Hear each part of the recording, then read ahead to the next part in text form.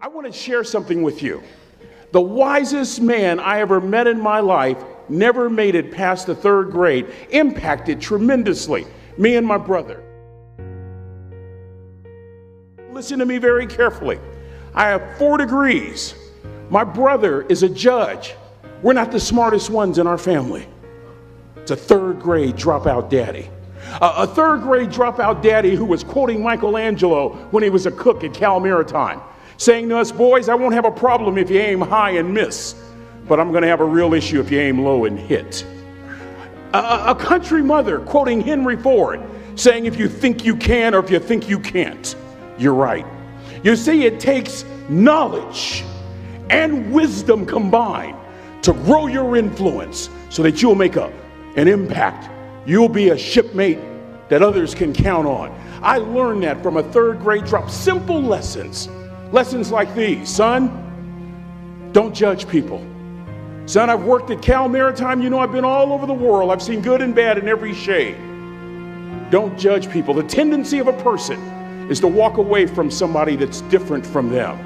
You stay there and you get to know them. Never judge. Then he dropped Jonathan Swift on me, who said vision is the ability to see the invisible. Don't judge.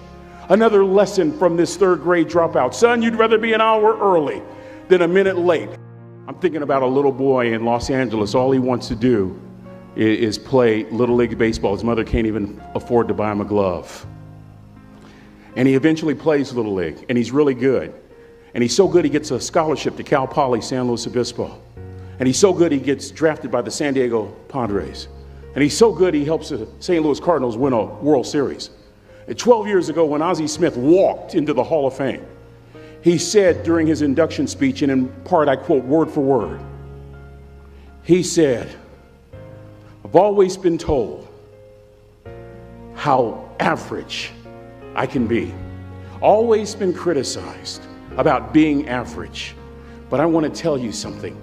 I stand here before you, before all of these people, not listening to those words, but telling myself every single day to shoot for the stars, to be the best that I can be. Good enough isn't good enough if it can be better, and better isn't good enough if it can be best.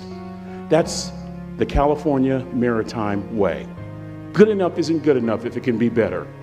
Better isn't good enough if it can be best. Let me close with a very personal story that I think will bring all this into focus. Wisdom will come to you in the unlikeliest of sources, a lot of times through failure. When you hit rock bottom, remember this. While you're struggling, rock bottom can also be a great foundation on which to build and on which to grow. I'm not worried that you'll be successful. I'm worried that you won't fail from time to time. The person that gets up off the canvas and keeps growing, that's the person that will continue to grow their influence. Back in the 70s, to help me make this point, let me introduce you to someone. I met the finest woman I'd ever met in my life. This woman was the finest woman I'd ever seen in my life. There's just one little problem. Back then, ladies didn't like big old linemen. The Blind Side hadn't come out yet. They like quarterbacks and running backs. We're at this dance, and I find out her name is Trina Williams from Lompoc, California, and we're all dancing, and we're just excited. And I decide in the middle of dancing with her that I would ask her for her phone number. Trina was the first one. Trina was the only woman in college who gave me her real telephone number. The next day, we walked to Baskin & Robbins ice cream parlor. My friends couldn't believe it. This has been 40 years ago, and my friends still can't believe it. We go on a second date, and a third date, and a fourth date. We drive from Chico to Vallejo so that she could meet my parents. My father meets her. My daddy, my hero, he meets her, pulls me to the side and says, is she psycho? But anyway, we go together for a year, 2 years, 3 years, 4 years. By now, Trina's a senior in college. I'm still a freshman, but I'm working some things out. So now it's time to propose. So I talk to her girlfriends, and it's California. It's in the 70s, so it has to be outside. Have to have a candle, and you have to have some chocolate. Listen, I'm from the hood. I had a bottle of Boone's Farm wine. That's what I had. She said yes. We get married. We have a few children. Our lives are great. One day, Trina finds a lump in her left breast. Breast cancer. 6 years after that diagnosis, me and my 2 little boys walked up to Mommy's casket. And for 2 years, my heart didn't beat. If it wasn't for my faith in God, I wouldn't be standing here today. If it wasn't for those 2 little boys, there would have been no reason for which to go on. I was completely lost. That was rock bottom. You know what sustained me? The wisdom of a 3rd grade dropout. The wisdom of a simple cook from California Maritime Academy. We're at the casket in College Station, Texas. I'd never seen my dad cry.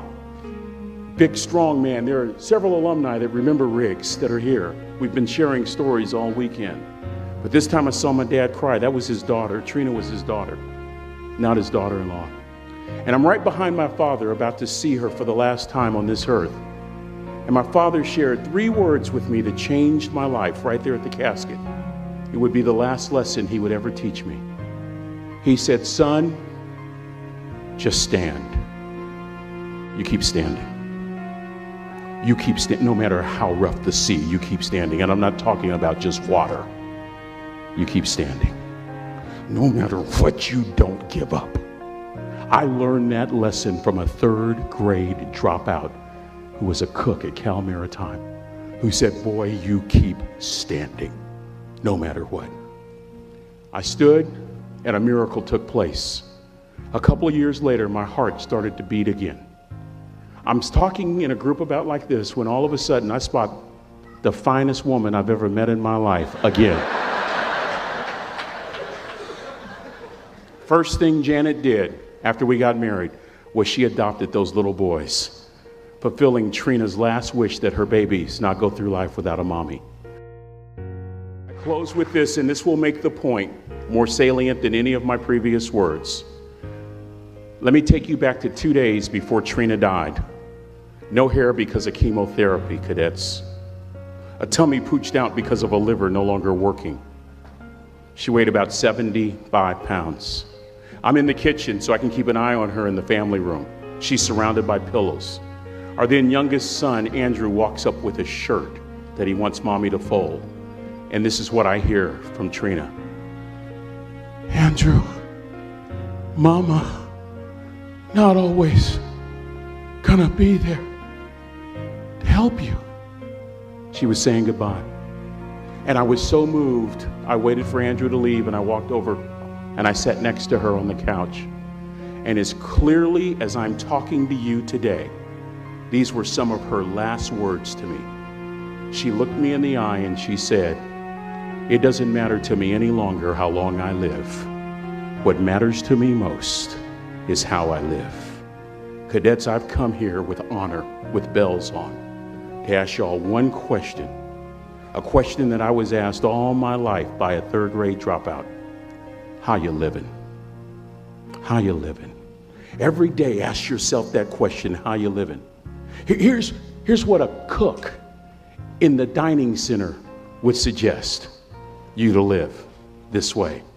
That you would not judge, that you would show up early, that you'd be kind, that you'd make sure that that servant's towel is huge and used, that if you're going to do something, you do it the right way. That cook would tell you this, that it's never wrong to do the right thing, that how you do anything is how you do everything. And in that way, you will grow your influence to make an impact. In that way, you will honor all those who have gone before you, who have invested in you, from teachers to grandparents to mom and dad.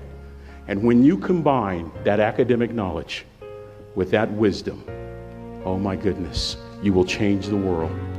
It is with great honor that I say all your life, look in those unlikeliest places for wisdom. Enhance your life every day by seeking that wisdom and asking yourself every night, how am I living? May God richly bless y'all. Thank you for having me here.